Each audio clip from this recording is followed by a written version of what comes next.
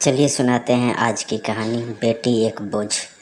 कविता अपने माता पिता की बहुत लाडली थी। 3 बड़े भाइयों की बहन थी। कोई भी चीज़ मांगने पर उसी वक्त सामने हाजिर हो जाती। पूरे घर में रौब था उसका। पूरे परिवार और नौकरों पर राजकुमारी की तरह हुक्म चलाती थी कविता।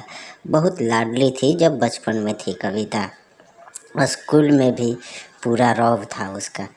बड़े घर की लाडली जो थी वह ऐसे ही उसने कॉलेज में दाखिला लिया। जैसे ही उसने कॉलेज में दाखिला लिया उसके ठाट बाट बड़ी गाड़ी में आना जाना, हर दिन नया फैशन देखकर हर कोई उससे दोस्ती करना चाहता था। आमिर से कौन नहीं चाहेगा।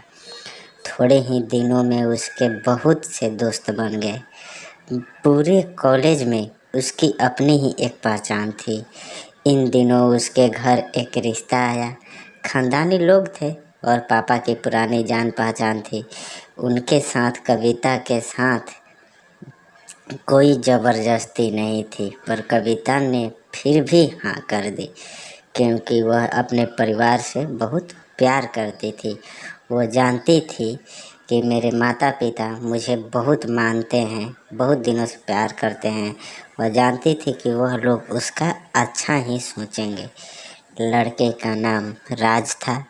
राज काफ़ी पढ़ा लिखा और समझदार लड़का था। ससुराल वाले भी बहुत अच्छे थे। ससुराल में कविता की जगह वैसी ही थी जैसे कि मायके में थी। कोई भी कार्य कविता की सलाह के बिना नहीं होता था। ससुराल में भी सबकी लाडली बहू बन गई थी कविता वहाँ पर भी। फिर उसके घर एक बेटे का जन्म हुआ। वह एक बेटा का जन्म थी जिसका नाम था राहुल। राहुल कविता को जान से प्यारा था। पोता पाकर ससुराल वाले तो फूले नहीं समाते थे, बहुत खुश थे। कविता कभी कभी सोचती कि उसकी किस्मत कितनी अच्छी है। उसका हर अपना उसे कितना प्यार करता है। चाहे जीवन में कैसा भी समय आए, मेरे अपने हमेशा मेरे साथ हैं, यह सोचती थी कविता। मैं कभी अकेली नहीं हो सकती। कविता बहुत खुश थी।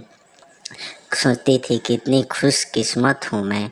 पर शायद कविता के ही खुशियों को उसकी अपनी ही नज़र लग गई थी। एक दिन वह मायके जाने की जिद कर बैठी। राज को बहुत काम था, लेकिन वह फिर भी उसे गाड़ी पे ले जाने लगा मायके। रास्ते में उनकी गाड़ी अन्य गाड़ी से टकरा गई। जाते जाते कविता, राज और राहुल बहुत बुरी तरह से जख्मी हो गए। काफ़ी दिनों के इलाज के बाद राज और राहुल तो ठीक हो गए, लेकिन कविता पूरी तरह ठीक ना हो सकी।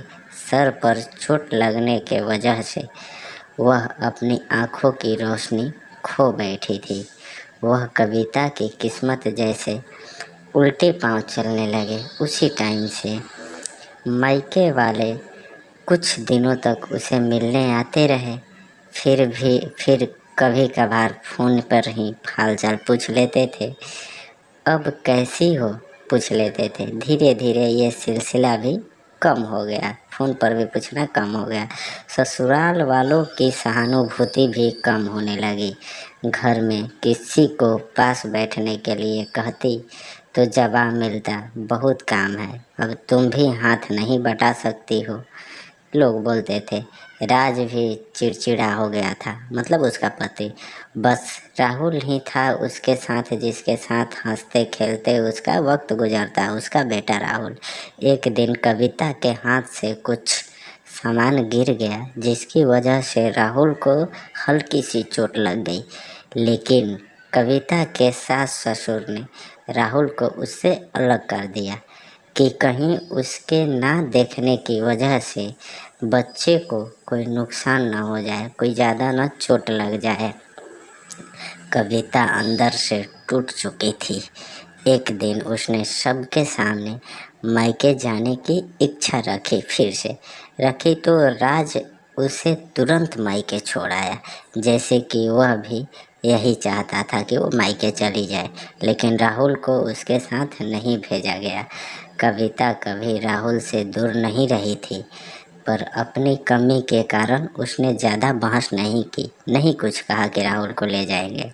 कविता को लगा कि वह 3-4 दिन वहाँ रहेगी तो थोड़ा हवा पानी बदल जाएगा, क्योंकि वह कितने दिनों से कहीं भी बाहर नहीं गई थी। घर वाले भी इतने दिनों बाद उसे देखकर कितने खुश होंगे। कविता के घर पहुंचने पर सब लोग बहुत खुश हुए।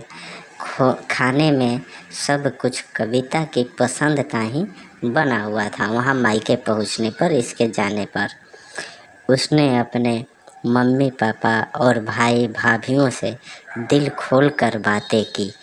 उनके छोटे छोटे बच्चे भी बुआ के साथ घुल मिल गए थे कविता के साथ। रात को सोने के वक्त जब वह कपड़े बदलने लगी तो उसे पता चला कि उसका बैग तो बहुत भरा हुआ था। वह सब समझ गई थी। वह बहुत उदास हो गई। कुछ दिनों तक तो सब कुछ ठीक रहा, फिर जैसे सब बदलने लगा, सबका व्यवहार बदल रहा था। वह लोग जैसे थक चुके थे, उसके मायके वाला भी उससे थक चुके थे। सब लोग घुमा फिरा कर पूछने लगे राज कब आ रहा है, उसे ले जाने, कविता को ले जाने। वह बहाना बना देती, जबकि वह जानती थी कि उस घर में अब उसके लिए कोई जगह नहीं। कविता से चलते वक्त कुछ न कुछ नुकसान हो जाता। थोड़ी बहुत टोका टोकी उसे सुनाई देती, वह टाल देती क्योंकि वो अंधी हो चुकी थी। एक दिन उसके हाथ से लगकर एक कीमती फूलदानी टूट गया। छोटी भाभी ने बहुत हंगामा मचाया। कविता के माता पिता रोज रोज के झमेले से तंग आ गए थे। उन्होंने राज को खुद से फ़ोन कर दिया और राज कविता को अपने घर ले गया।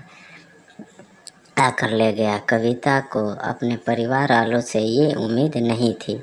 जिस कविता के कहे बिना घर में एक पत्ता भी नहीं हिलता था, उस घर के लिए अब वह बोझ सी बन चुकी थी। अजीब लग रहा था कविता को। राज के साथ ससुराल आते वक्त वह बहुत खुश थी, क्योंकि वह अपने घर जा रही थी, अपने जिगर के टुकड़े राहुल के पास, अपने बेटे के पास। परंतु यह खुशी भी कुछ पल की ही थी। सारा बंदोबस्त पहले ही किया हुआ था। कविता को सीधे ऊपर वाले कमरे में पहुंचा दिया गया। राहुल से दूर रहने की सख्त चेतावनी दी गई, चूँकि राहुल को कुछ नुकसान न पहुंचे, दिखाई नहीं दे रहा है। तो एक काम वाली लता को उसकी जिम्मेदारी सौंपी गई, जो उसके खाने पहनने जैसे ज़रूरतों का ध्यान रखती। कविता ज़्यादातर चुप ही रहती। कभी कभी काम वाली लता से थोड़ा बतिया लेती। उसके जरिए राहुल का पता चल जाता था। सबकी लाडली बेटी और बहू सबके लिए लाडली से बोझ बन चुकी थी। वो पूरा टूट चुकी थी।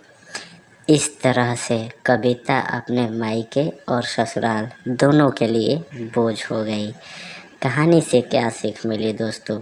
यही सीख मिला कि समय से बड़ा कोई नहीं है। समय के साथ सब कुछ बदल जाता है, इसलिए सादा जीवन जीना चाहिए। कहानी कैसी लगी आप लोगों को कमेंट में ज़रूर बताइएगा। अगर अच्छा लगा हो तो प्लीज़ लाइक और शेयर ज़रूर कीजिएगा। और हाँ, चैनल को सब्सक्राइब करना मत भूलिएगा। सब्सक्राइब ज़रूर कीजिएगा जी, प्लीज़। धन्यवाद।